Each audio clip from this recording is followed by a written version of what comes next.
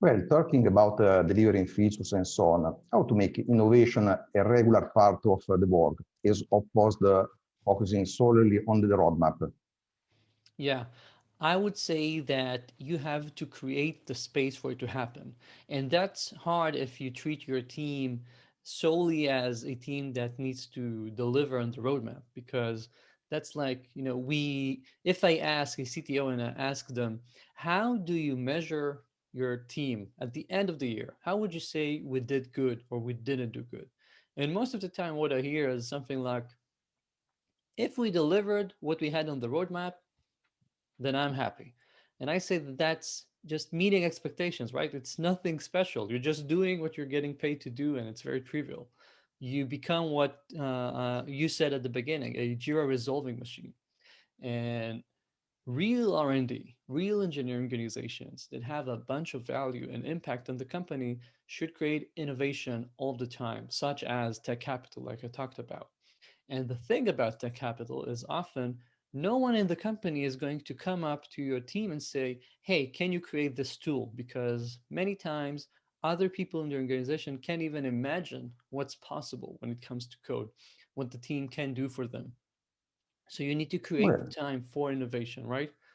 Um, I have an example that I really like where one company I work with, an engineer was just looking at how the sales team was doing stuff, how they were creating their pipeline. And that's a company that was selling based on geographical location. And they used all sorts of ways to try and create their pipeline and decide where the salespeople are going to go next. And the engineer just looked at it and thought and said, I think I could get some open data that's related to those specific geographies. And he took 2 days, created some data science map tool. You can see a map that shows you clustering of what's changing in the geographies the company was aiming for. And all of a sudden, everyone in sales were like, the mind exploding thing. They're like, oh my God, we you just saved us months of time by showing us this data. That's tech capital. That's innovation. And no one asked the engineer to do that. It wasn't on the roadmap. No one planned for it.